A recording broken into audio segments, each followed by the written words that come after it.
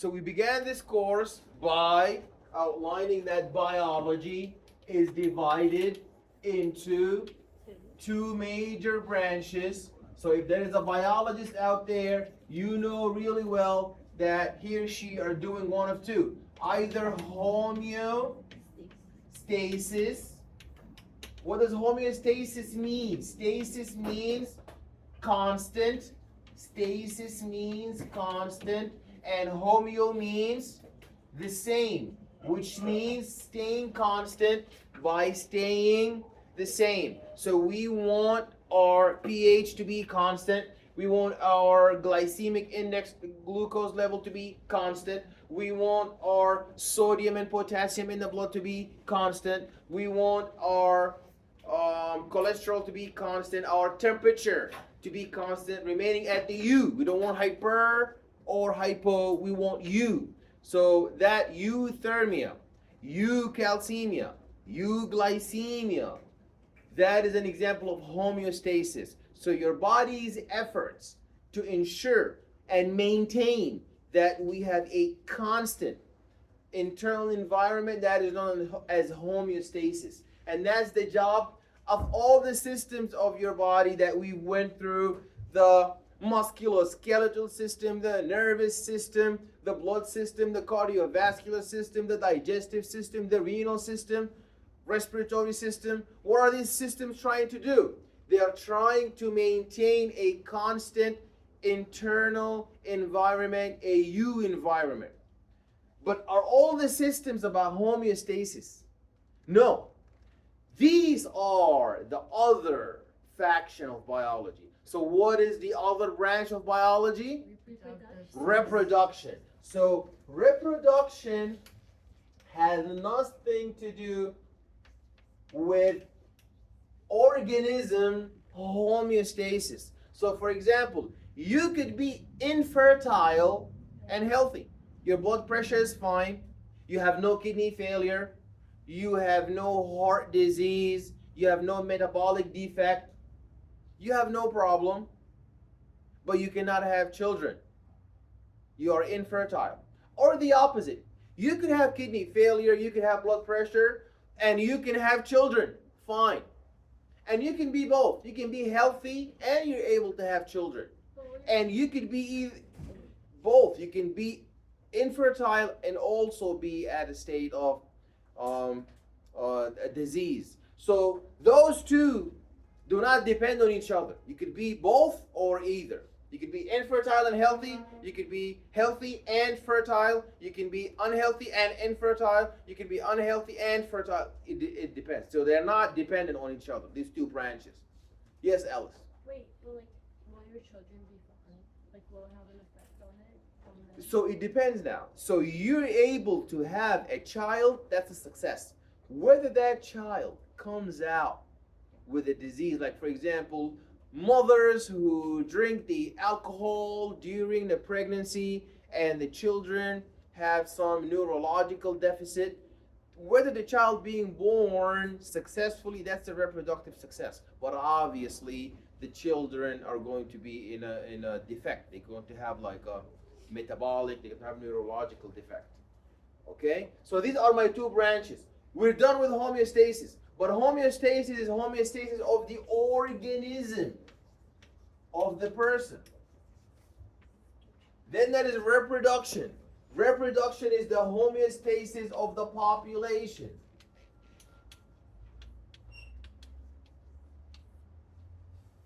Reproduction is the homeostasis of the population.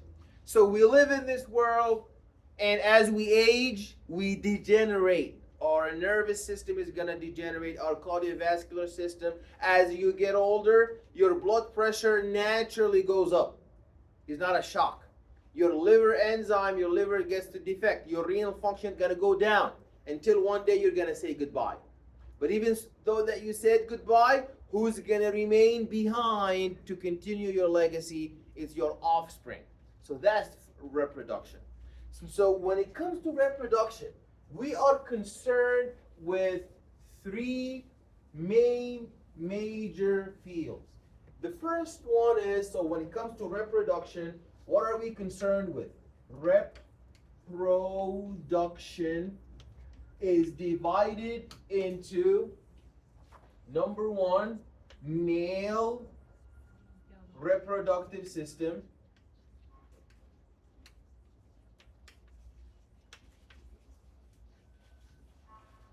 and female reproductive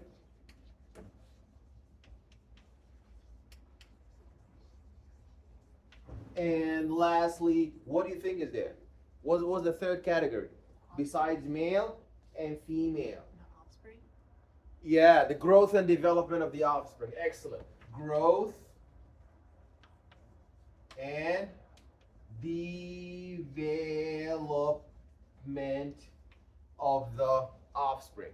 So now, if we want to study the male reproductive system, what do we have to study it from what standpoint? What have we been doing all semester? Structure, and function. Structure and function. So, we said your structure helps your function. The police officer has the taser and the gun and the baton, and the chef in the kitchen has the utensils. The chef is not going to walk around the kitchen with a gun and a baton and a taser. And the police officer is not going to be in crime areas with the utensils because that's not their jobs. So if you want to tell the structure of the male reproductive system, you have to look at the function. So what is the function of the male reproductive system? The number one function is to make the sex cells of the reproductive system, which are the gametes. So the gametes. So to make the gametes. Students have a difficult time differentiating gametes and gonad. Gonads are the factories that make the gametes. Gametes are the product. So the testes are the gonads. The sperm is the gamete.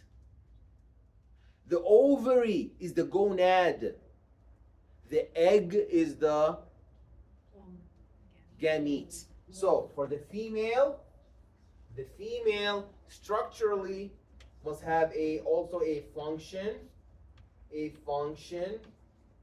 and a structure.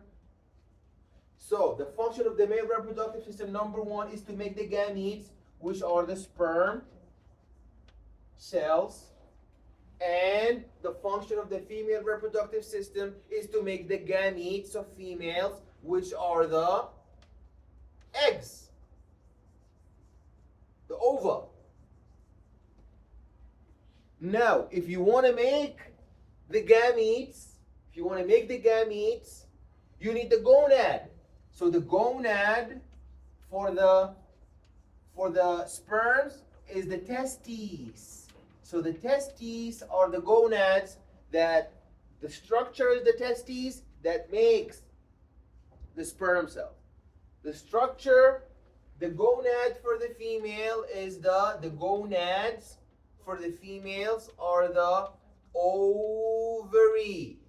The gonads for the female are the ovary, and the gametes are the eggs. That's the first function.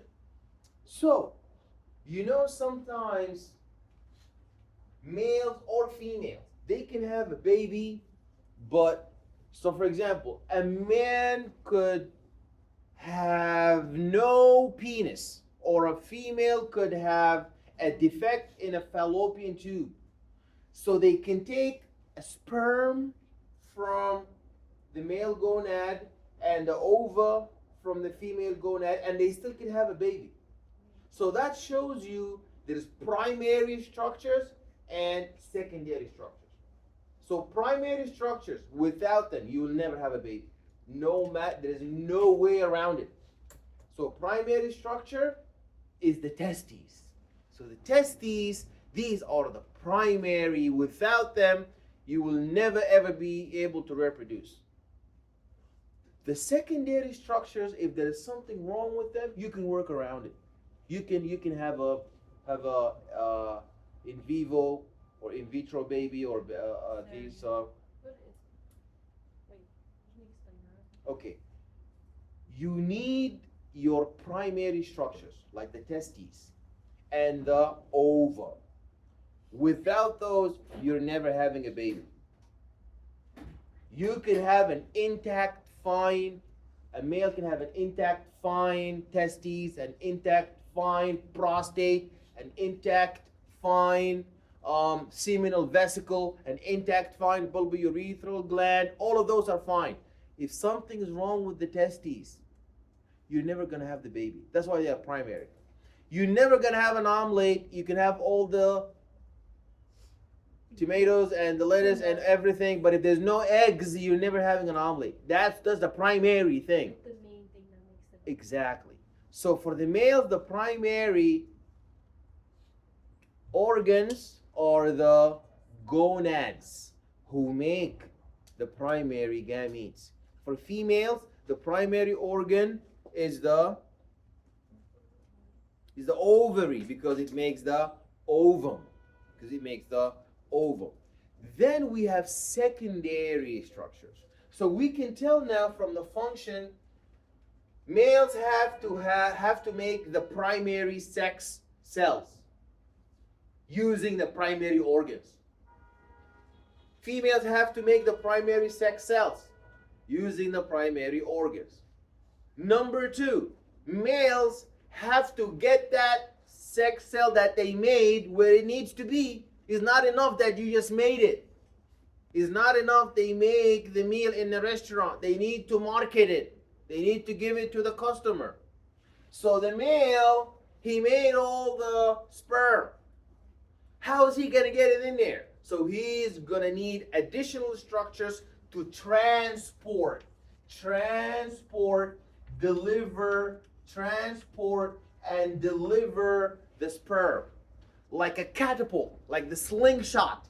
So the male would deposit the sperm in like a motion that is a catapult or a motion that is similar to a slingshot, throws it into the female's vaginal tract. So now that tells us what's the next job for the female is. We said already the first job for the female is to make the female egg. Is that enough? The second job is to receive the sperm, host the sperm. So now this man, he made the sperm. He needs to secrete liquids and fluids and secretions that will give nutrition to the sperm, will preserve the sperm, will protect the sperm, make the sperm moist, make the sperm in a state of proper homeostasis, not a state of euthermia. That's his second job. That sperm is made, gotta protect it, put it in the fridge. You don't make the cake, throw it out there. You put it on the fridge, you take care of it. So now the man is going to have additional organs, secondary organs, to prepare that sperm. The third job is to catapult and throw that sperm in the female vaginal tract. The female first job, primary, is to make the egg. Number two, prepare the egg. Number three, receive the sperm. That's why the female would secrete mucus that would host the sperm and make the sperm survive and give the sperm upward mobility from the vaginal tract up into the uterus, up into the fallopian tube, so it can fertilize the egg. So the third job, receiving and hosting, welcoming the sperm, delivering it all the way to the egg. Then there is a third job. So women have three jobs, men have only two. Men make the sperm, deliver the sperm. Women make the sperm, make the egg, host the egg, host the sperm, and the baby. So that's the whole third thing that women deal with, females, and that is the bearing and developing the fetus. That's why they say go to the obstetrics and gynecology doctor. Gynecology is women health, obstetrics birth. So the woman is always in one of two states. Either is she pregnant or not, or is she menstruating or not. One of those two. No break until menopause. So at any time, a woman is either in a reproductive cycle. Is she pregnant or not? She's pregnant. When is she going to have the baby? She had the baby, the cycle is over. So now she's ready for another reproductive cycle. Now, is she menstruating or not? She is menstruating, then next phase she's not menstruating. So there's two cycles the woman is always cycling in until menopause. That's retirement. No more reproductive versus menstrual. Okay? Then the last part is growth and development. This baby that we got, all of this, make the sperm and prepare the sperm and give the sperm the nutrition and all the secretions and catapult and deliver the sperm, and the female already made the egg and prepared the egg and help receive the sperm and the upward mobility and fertilize, and then the attachment of the zygote to the uterus. Then a whole number 3 starts now.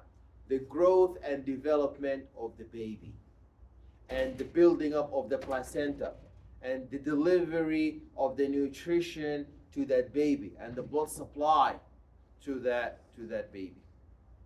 Okay? All right. So let us now turn into the slides.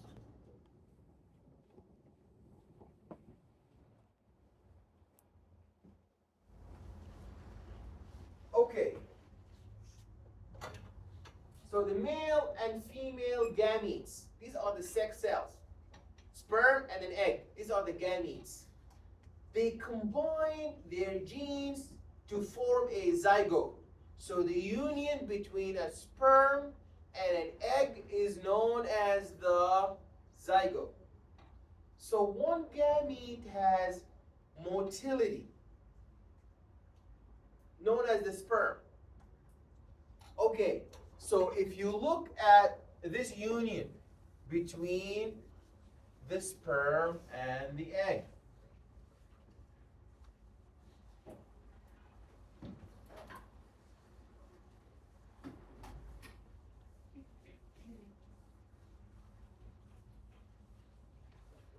there's a union between the sperm and the egg.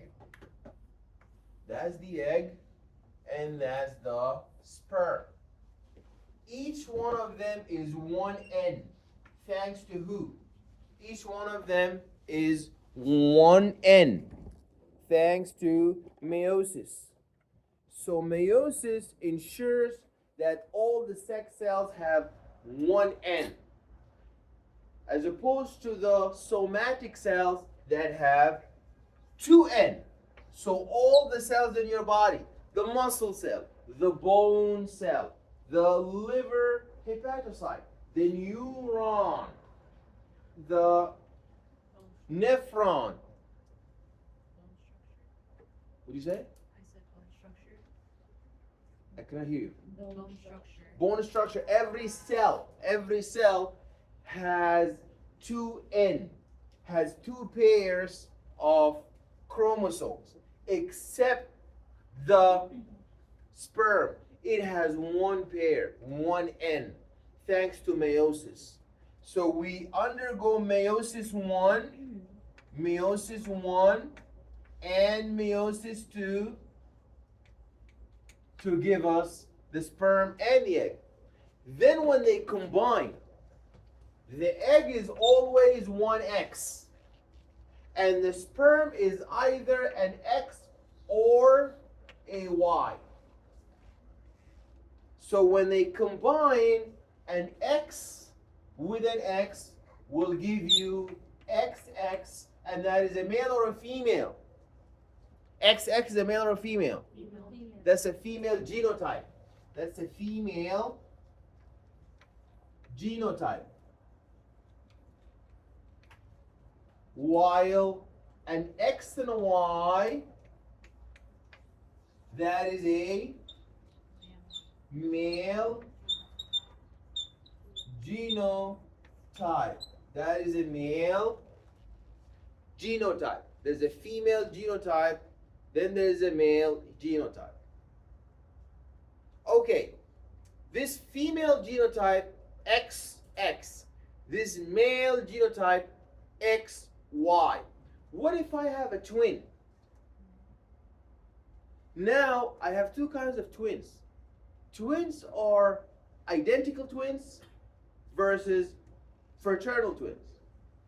So in order for me, so you see how we began with one N? We began with one N on both sides, N for the sperm, N for the egg. Both of them combine to give me a 2N XX and a 2N XY. A 2N XX and a 2N XY.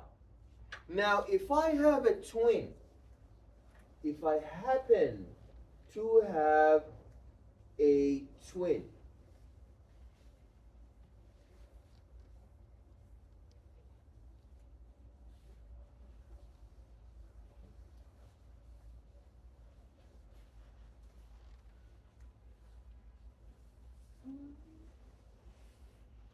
if I happen to have a twin, the twin has, it could either be fraternal or identical. How do identical twins happen? Identical twins, we get identical twins when two sperms fertilize one egg, and then the egg divides into two different eggs, and then you're going to have two individuals. That is identical twins. Okay. In identical twins, you have two sperms. Sperm number 1 and sperm number 2. Both of them fertilizing the same egg. And then the egg is going to divide into two different embryos. That's identical twins. Yes? But is there a limit of how many sperms can go to the egg? Yeah, two. Just Rarely you can have like a what about triplets, and rarely it happens. But usually two sperms fertilizing an egg, or, so that's identical. How about fraternal? Fraternal twins. Fraternal twins are made up when you have two sperms fertilizing two separate eggs. Two sperms fertilizing two separate eggs. Two sperms fertilizing two separate eggs. So that's fraternal twins. In identical twins, one egg gets fertilized by two sperms, while in fraternal twins, two eggs get fertilized by two sperms. So that's identical versus fraternal. But in the end, how did we manage to get to a sperm with one N and an egg with one N? What enabled us to get there?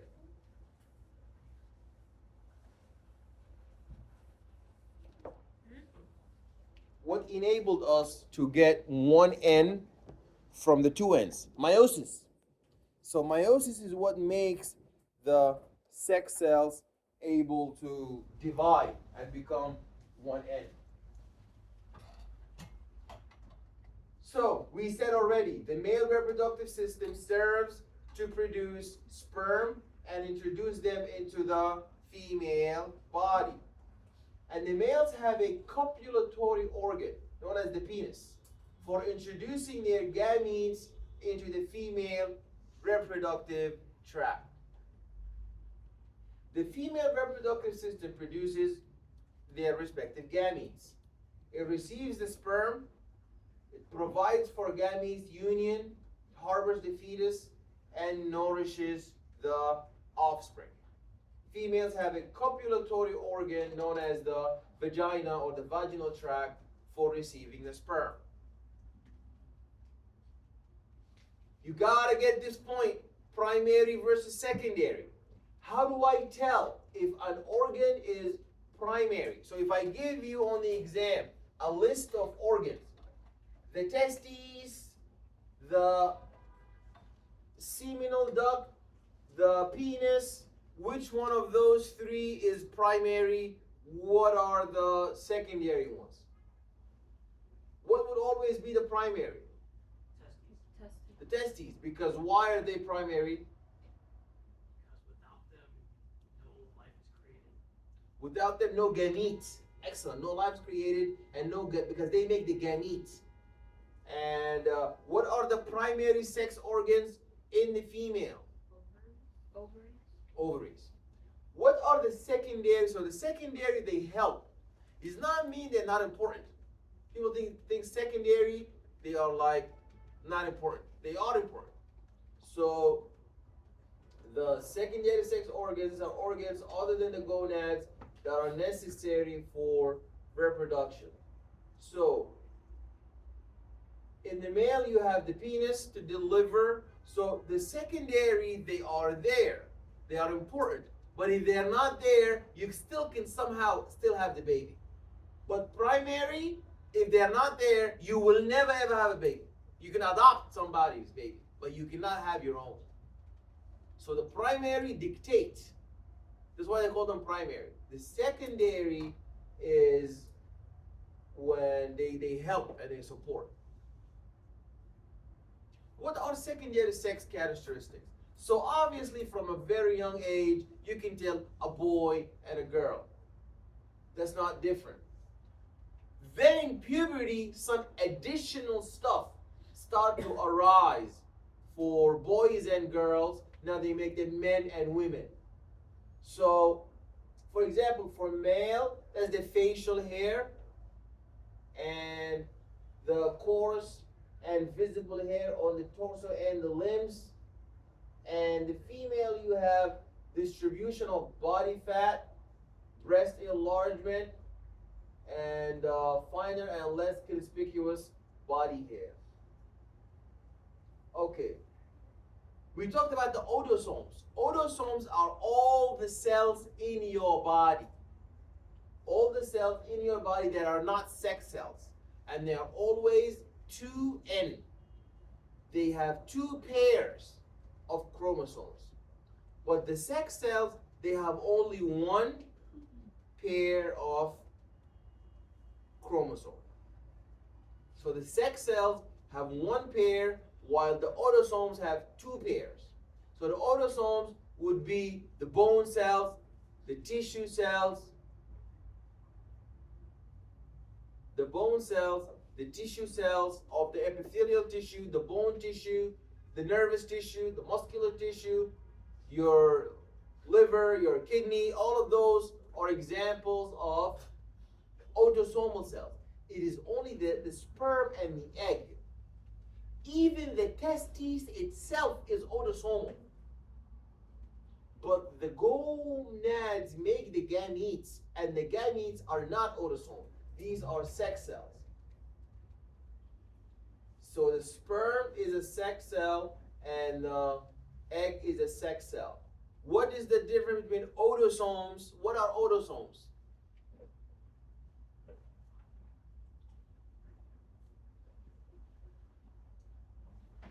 What are the autosomes, guys?